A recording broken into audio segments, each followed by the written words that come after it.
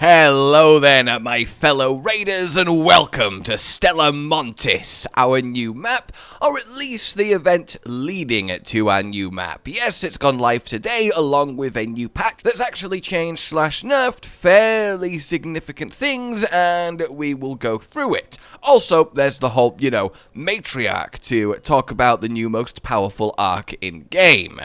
So, the actual event itself then is fairly simple. You just need to contribute materials. Every 5 materials gets you 20 merits, and the most merits that you can earn is 900. You will spend these merits on special rewards once the next phase activates, so you want to make sure you do get those full 900 before that happens. When the next stage activates is when this bar fills to 100%. It is currently on 2%, which is about, 4 hours or so after the event, which would imply that we are at least in this for a good couple of days. At current pace, it should at least see out the weekend and give us Stella Montis early next week, but who knows? The weekend is going to see more players, which means more contributions, which means it should speed up, but you do have a bit of time, but don't ignore this. And the thing is, it was actually at 14% already after a few hours, but they did, quotes, nerf or revert it, and now we're at a much more reasonable pace. This makes sense, although it's disappointing the new map will take longer.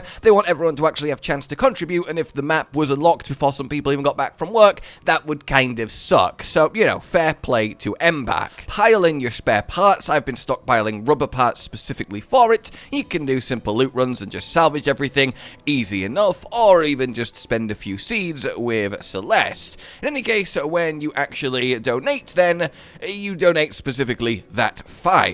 So you will be here doing it a fair amount until you have got through everything and got to those 900 merits. And there we have it on my part completed, so that's kind of where it's at, 225 worth of donations. Actually, really low. I was kind of hoping and expecting it to be higher just so I could clear my stash out more, but hey, that's where it is, and let's see how this actually progresses along.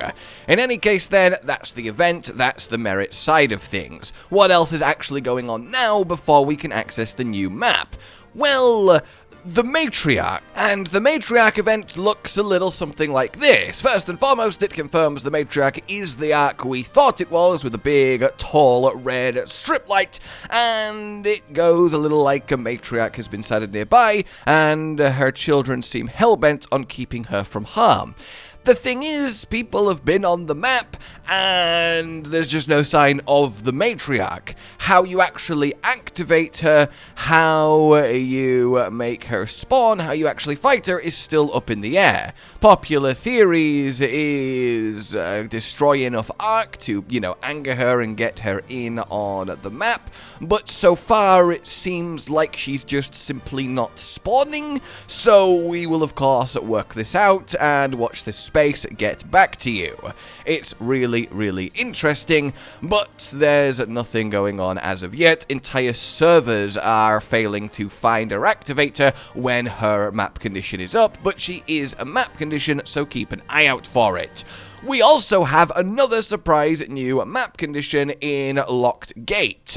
So far on Blue Gate, and it seems to be a very much Hidden Bunker-esque experience. So, like the Hidden Bunker, it's an extra long raid, and like the Hidden Bunker, it's find, interact with 4 things to make it happen. Only in this case, it's 4 keycards. The TLDR, though, is the entire underground of Blue Gate is locked off, like even the car parking garage, just massive shutters down, you can't get underground. There are 4 keycards that you have to find, then you have to interact with 4 consoles. Once you do, you unlock the underground and claim the loot, though people are saying it's no better than normal, which seems strange. Really, really fun, and something we will definitely look into for you guys and see just how easy it is to pull this off, and just how worth it is. But having another longer than 30 minutes major map condition is fantastic for trials, if nothing else, and just more map conditions is just amazing for variety and, fun. So this is very, very cool. After that, we have the official patch 1.2 notes, and this has got quite the set of changes. Obviously, we've got Stella Montis, so we've got the Matriarch and the Shredder. The Matriarch, as I say, is currently missing, or just not in until the map unlocks, and then the Shredder we have no idea, but we know it is on Stella Montis. There's also a handful of new grenades, a new legendary weapon, presumably again unique to Stella Montis, so we'll need to open the map up first, and then we've got these main highlights. This is huge, the movement latency to improve desync. Hopefully this actually has a significant effect, because being shot while you're behind cover is a huge problem, and actually probably the single biggest problem in an otherwise quite incredible experience. Then we've got some fixes on multiple collection quests, which is nice. The library book quest comes to mind, and that was quite a stumbling block for a few people. Then we've got various achievements that were not working that now are, so you gotta redo some, like Destroy the Queen, which is annoying, because I've destroyed her like 7 times, but hey, at least we can actually get it now. And then reduce delay between shooting an arc and seeing impact on the target, which is neat. And then, you know, the void hole in, like, the bunker has hopefully been fixed. But then we've got some really important balance changes. The wolf pack is getting its value up to 5k, but that's because it's getting air quotes nerfed in terms of the cost to craft it. Now 3 refined explosives and 2 arc motion cores versus sensors. This I think is fine. It was incredibly cheap, and if we make the high ticket items a little bit more expensive, a little bit more of a chase, that's good for the game long term. Then we have the arc motion core and arc circuitry. We used to get them at refine level 3, but now they're level 2, and now it's 6 alloy instead of 8. This is nice in the opposite direction to give you access to these kind of core important crafts a little bit sooner. The Hullcracker ammo has doubled in cost, which means it's doubled in cost at the traders, which is quite a big deal. It's now like 30k instead of 15k to get a good amount of Hullcracker ammo for a Hullcracker run, and that makes sense because Hullcracking was so like simple and easy. 1-2 loot runs, you could buy a Hullcracker and a load of ammo and go wipe a map full of big arc, other players willing, of course. Whereas now it makes it a little bit more of an investment, and that's more of a decision, which is interesting. Let me know what you guys think about that. And the actual craft has been increased in difficulty too, from crude to refined explosives. The spotter relay is going to 2,000 coins as well. And then this, a huge XP nerf.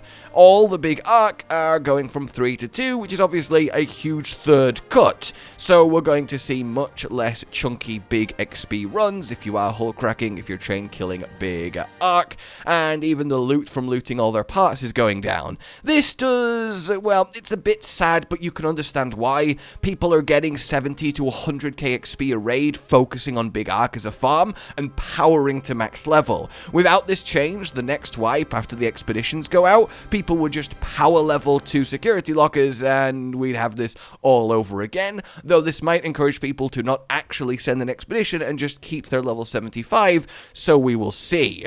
Either way, it's a huge change. Then we have various fixes of a lot of aspects of the game. All of these are really nice. Nothing is worth like hugely pointing out, except for fixed an issue where Blaze Grenade Trap could deal more damage than intended. I'm assuming that's a fix to the one shot on the Queen, which was obviously, you know, also a big problem for the game. We have hatches actually giving you immunity to damage and knockback, which is great. It could be quite frustrating. I have lost kits to this, and the interaction distance for raider hatches going up just makes them all around a lot better. This is kind of a shame because it is funny to lock people in that room, but I guess it does make sense to not be able to force people to just time out in a sad room. In any case, we've also got the ability to split stacks, which is lovely quality of life and something that's definitely was needed. And honestly, just a lot of this is so nice, and it's worth having a read through yourself. In any case, yeah, this is a really healthy patch, even if a few parts parts of it may sting, and with the Stellar Montis event in game, 2 new major conditions, there's a lot of goodness to have. Hopefully we will figure out both the Hidden Door and the Matriarch very soon, and be with you with both of them. God, it's a good time to be a raider. Until then, I will see you all topside. Like if you enjoyed this, subscribe and hit the bell for more, consider supporting the future channel on Patreon down below, and until we meet again, a goodbye. Josh, Cotton, and Hollow with the videos, dropping the humor like a hammer on your tippy toes, bringing entertainment on a daily arrangement to take our insanity and turn it into entertainment. Yes, I said entertainment twice, to reiterate that it is nice to look into your faces on a mostly daily basis when you let us in your homes to make the whole world a stage. Goodbye.